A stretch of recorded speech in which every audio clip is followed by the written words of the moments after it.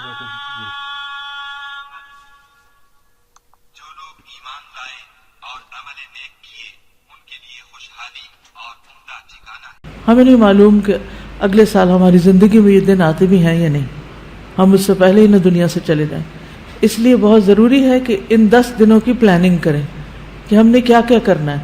صرف وہ کام کافی نہیں جو ہم ہر روز نیکی کے کام کرتے رہتے ہیں، مثلا جو روٹین میں نوافل پڑھ رہے ہیں یا صدقہ خیرات کر رہے ہیں، یا اور نہیں، مزید بھی کرنا ہے۔ صحابہ ان دنوں میں انتھک محنت کیا کرتے تھے۔ سعید بن جبیر ذوالحجہ کے 10 دن داخل ہونے کے بعد عبادت میں بہت زیادہ کوشش کرتے تھے، حتیٰ کہ وہ اتنی محنت کرتے کہ لگتا کہ وہ اس کی قدرت نہیں رکھتے، یعنی اپنے آپ کو اتنا تھکا دیتے کہ لگتا کہ بس اب اس سے زیادہ کچھ کر نہیں سکتے، آخری درجے تک۔ اب نیک اعمال میں سے افضل عمل جو ان دنوں کے لیے پسندیدہ ہے وہ اللہ کا ذکر ہے۔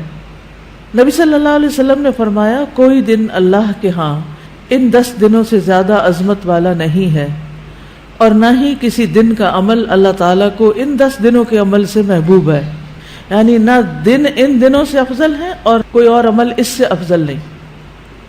پس تم ان 10 دنوں میں کثرت سے لا الہ الا اللہ، اللہ اکبر اور الحمدللہ پڑھو، یعنی تہلیل، تکبیر اور تحمید۔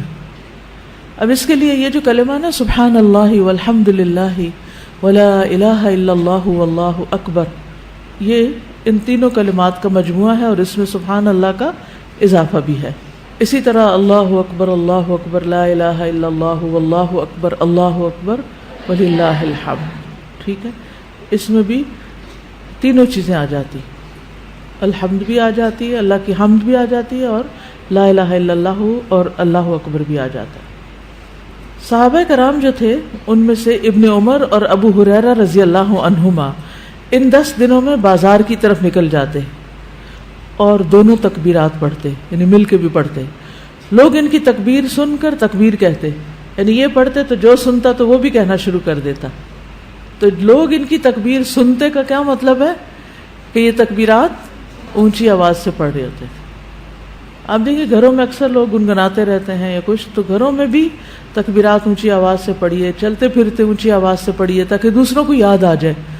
اونچی آواز سے پڑھنے کا مقصد اصل میں کیا ہے؟ یاد دہانی، کہ دوسرے لوگ بھی پڑھنا شروع کر دیں۔ پھر اسی طرح محمد بن علی جو تھے، ان صحیح بخاری میں آتا ہے کہ وہ نفل نمازوں کے بعد بھی تکبیر کہتے تھے، یعنی نفل نماز پڑھ کے، جیسے تہجد کے پڑھے یا چاشت اشراق کے پڑھے یا پھر اس کے علاوہ، تو وہ نفل پڑھ کے بھی تکبیر پڑھتے تھے۔ اسی طرح عورتیں بھی تکبیرات پڑھتی تھی۔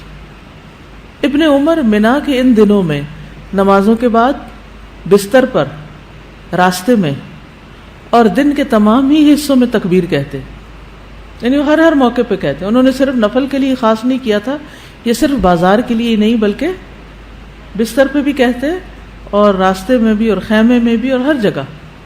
اور ان میں سے کوئی بھی آپ الفاظ پڑھ سکتے ہیں، اللہ اکبر لا الہ الا اللہ واللہ اکبر وللہ الحمد، اور اللہ اکبر وللہ الحمد، اللہ اکبر۔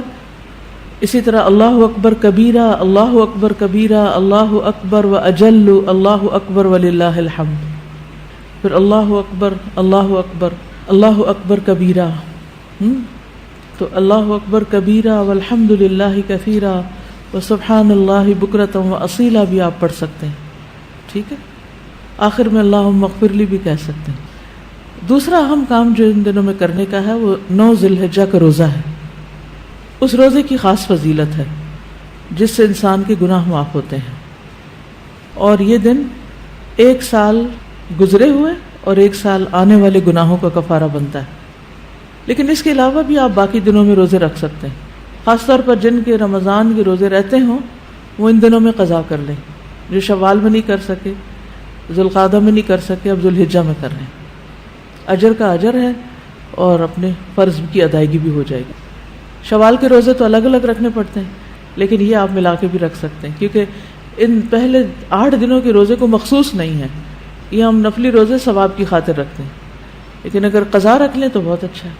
اور ان دنوں کا سب سے افضل عمل قربانی ہے، اقوال میں تسبیحات ہیں، افعال میں قربانی. تو مجھے امید ہے کہ آپ سب نے قربانیوں کا بندوبست کر لیا ہوگا. اگر ہر شخص الگ الگ نہیں کر سکتا تو مل کے بھی، اکٹھے ہو کے بھی قربانی کر سکتے ہیں، کیونکہ جان کا صدقہ تو کبھی بھی کیا جا سکتا ہے. تو عام دنوں میں کرنے کی بجائے ان دنوں میں انسان کر لے، ان دنوں میں پیسے جمع کرا لے.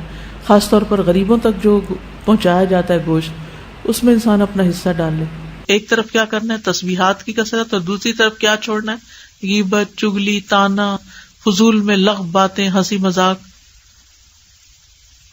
اپنے شر سے دوسروں کو محفوظ رکھنا، اپنی زبان سے دوسروں کو اذیت نہیں دینا، بدگمانی، تجسس، ٹوہ نہیں لگانا، آر نہیں دلانا، نفرت و بغض نہیں کرنا، ظلم نہ کرنا، نہ ہونے دینا، کسی کو بے عزت نہیں کرنا، آر دلانا اور تانا دینے والی عادتوں کو چھوڑنا ہے. ٹانٹنگ، وہ جو عادتیں ہوتی ہیں نا، ان کو بھی چھوڑنا ہے. غصہ نافذ کرنے کی طاقت رکھنے کے باوجود اس کو چھوڑ دینا ہے. گالی گلوچ، بد زبانی، ان چیزوں سے بھی بچنا ہے. مسلمان کو ہر طرح کی اذیت دینے سے رکنا ہے. رشتہ داروں کی قطع تعلق ہی نہیں کرنی، ان کو منانا ہے. ظالم رشتہ داروں پر بھی مہربانی کرنی ہے. اپنے شر سے پڑوسیوں کو بچانا ہے. اپنے ایمان کی تجدید کرنی ہے. صبر اور عفو درگزر کرنا ہے. اچھا اخلاق اختیار کرنا ہے. اول وقت پہ نماز پڑھنا ہے. قیام لمبا کرنا ہے. ہو سکے تو تہجد پڑھنا ہے. روزہ رکھنا ہے. حج کے لیے تو چلے گئے ہیں لوگ، ہو سکے تو حج کرنا ہے. مالی صدقات میں اپنے اہل و عیال کی ضروریات پوری کرنا. ناراض رشتہ دار کو تحفہ دینا. اپنے بہن بھائیوں کی یا اپنے دوستوں کی ضروریات پوری کرنا.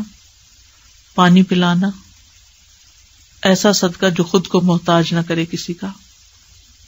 ناراض لوگوں کو آپس میں صلح کرانا. کسی کو خوش کرنا، کسی کی پریشانی دور کرنا. پھر اپنے نفس اور خواہش سے جہاد کرنا. لوگوں کو اپنی برائی سے محفوظ رکھنا. اور صدقے خیرات میں کھانے پینے اور دیگر چیزوں کے علاوہ اچھی کتابیں، اچھے پیمفلیٹس اور خصوصاً اس ٹاپک کی اویئرنیس لوگوں میں کریٹ کرنا ہے. قرآن کی تلاوت میں عام روٹین سے زیادہ پڑھنا، اس کو انکریز کرنا ہے. اللہ سبحانہ وتعالی ہمیں عمل کی توفیق عطا فرمائے.